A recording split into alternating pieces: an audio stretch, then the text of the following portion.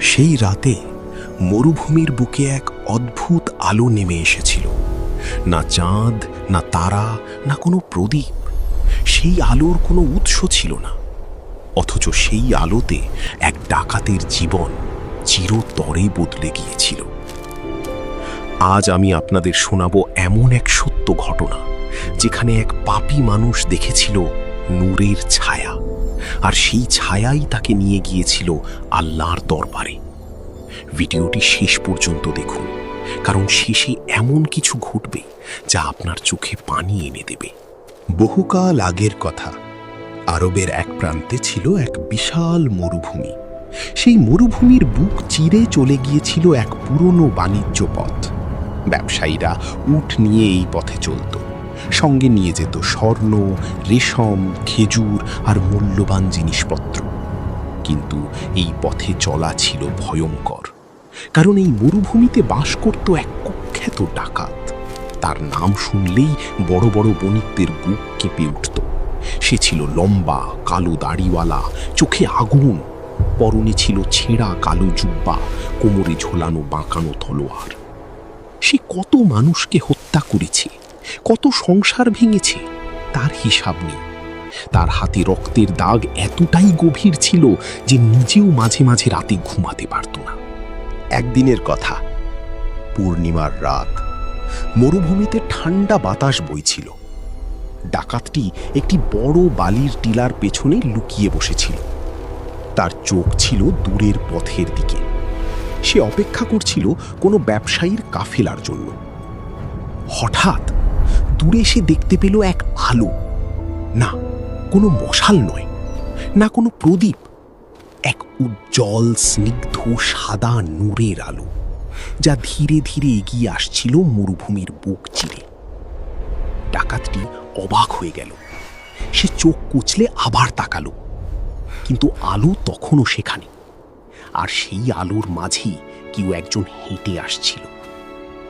মানুষটির মুখ দেখা যাচ্ছিল না, শুধু এক ঐশ্বরিক উজ্জ্বল আলো তার পুরো মুখমণ্ডল ঢেকে রেখেছিল। পরনে ছিল সাদা ধবধবে আলখাল্লা, মাথায় সবুজ পাগড়ি। তার পায়ের নিচে বালি যেন আলোয় ঝলমল করছিল। ডাকাতটি ভাবল, এ তো একা মানুষ, নিশ্চয়ই কোনো ধনী বণিক হবে। সে তার তলোয়ার বের করল, চোখে লোভ আর হিংসা নিয়ে বালির টিলা থেকে লাফিয়ে নামল। সে চিৎকার করে বলল, থম, যা কিছু আছে সব দিয়ে দে, না হলে এই তলোয়ার তোর গলা কেটে নেবে। কিন্তু সেই নূরের মানুষটি এক ফোঁটাও ভয় পেল না। সে শান্ত কণ্ঠে বলল, হে আল্লাহর বান্দা, তুমি কি চাও? ডাকাতটি আরো রেগে গেল। আমি ডাকাত, আমি যা চাই তাই নি, তোর কাছে যা আছে সব দে। নূরের মানুষটি মৃদু হাসল, বলল, আমার কাছে স্বর্ণ নেই, রূপা নেই, রেশম নেই, আছে শুধু আল্লাহর ভালোবাসা। তুমি কি সেটা নেবে? ডাকাতটি থমকে গেল। এমন কথা সে জীবনে শোনেনি। তার তলোয়ার ধরা হাত কাঁপতে লাগল। সে চিৎকার করল, তুই কে? কেন তোর মুখে এই আলো? তুই কি জিন নাকি ফেরেশতা? নূরের মানুষটি বলল, আমি তোমার মতোই একজন বান্দা, কিন্তু আমি আমার রবকে চিনেছি। আর তুমি? তুমি কি জানো প্রতিটি রাতে তোমার পাপের হিসাব লেখা হচ্ছে? ডাকাতটির বুক ধক করে উঠল। তলোয়ার তার হাত থেকে পড়ে গেল বালির ওপর। সে হাঁটু গেড়ে বসে পড়ল। হঠাৎ ডাকাতের চোখের সামনে ভেসে উঠল তার সমস্ত পাপ। সেই মা যার সন্তানকে সে হত্যা করেছিল, সেই বৃদ্ধ যাকে সে নিঃস্ব করে দিয়েছিল, সেই বালিকা যে তার পায়ে পড়ে কেঁদেছিল। ডাকাতটি কেঁদে ফেলল। তার চোখ থেকে দর দর করে পানি ঝরতে লাগল। সে বলল, আমি কি ক্ষমা পাব? আমার মতো পাপীকে কি আল্লাহ ক্ষমা করবেন? নূরের মানুষটি বলল, হে বান্দা, আল্লাহর রহমত তোমার পাপের চেয়ে বহুগুণ বড়। যদি তুমি সত্যি অনুতপ্ত হও, যদি তুমি তওবা করো, তবে আল্লাহ তোমাকে এমনভাবে ক্ষমা করবেন যেন তুমি সদ্য জন্ম নেওয়া শিশু। ডাকাতটি কেঁদে কেঁদে বলল, আমাকে শেখান কিভাবে তওবা করতে হয়। আমি জানি না, আমি কখনো নামাজ পড়িনি, কখনো আল্লাহকে ডাকিনি। নূরের মানুষটি বলল, বল, লা ইলাহা ইল্লাল্লাহ মুহাম্মাদুর রাসূলুল্লাহ। ডাকাতটি বালির উপর সিজদায় পড়ে গেল। তার ঠোঁট কাঁপতে লাগল।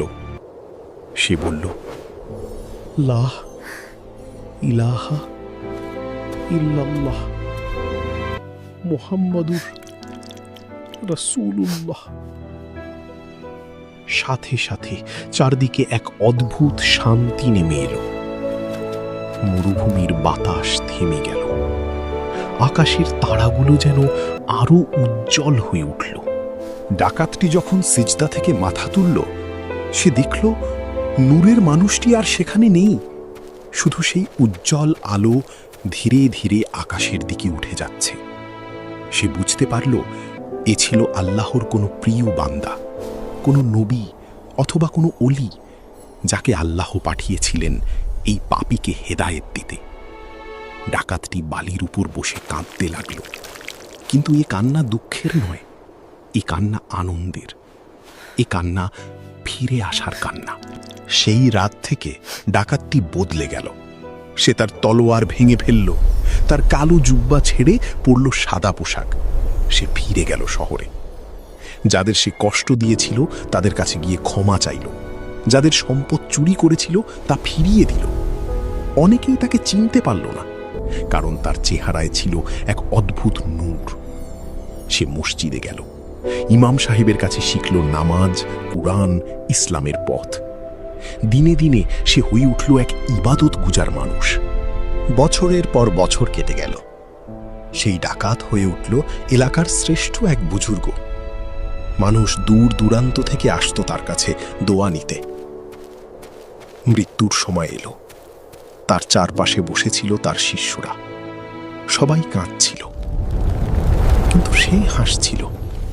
সে বলল, কেঁদো না, আমি তাকে দেখছি, সেই নূরের মানুষটিকে, যে আবার এসেছেন আমাকে নিতে। এরপর সে কালিমা পড়ল, লা ইলাহা ইল্লাল্লাহ মুহাম্মাদুর রাসূলুল্লাহ, আর চোখ বন্ধ করে চলে গেল চির শান্তির দেশে। প্রিয় ভাই ও বোন, এই গল্প আমাদের শেখায় আল্লাহর রহমতের কোনো সীমা নেই। আপনি যত বড় পাপীই হন না কেন, যদি সত্যি অনুতপ্ত হয়ে তওবা করেন, আল্লাহ আপনাকে ক্ষমা করবেন। আল্লাহ পাক বলেন, হে আমার বান্দারা, যারা নিজেদের উপর জুলুম করেছ, আল্লাহর রহমত থেকে নিরাশ হইও না। নিশ্চয়ই আল্লাহ সব পাপ ক্ষমা করে দেন। তাই দেরি করবেন না। আজই, এই মুহূর্তে আল্লাহর কাছে ফিরে আসুন। হয়তো আপনার জীবনেও আসবে এক নূরের ছায়া, যে আপনাকে নিয়ে যাবে আল্লাহর পথে। ভিডিওটি যদি ভালো লাগে, লাইক, শেয়ার এবং সাবস্ক্রাইব করতে ভুলবেন না। আল্লাহ হাফেজ।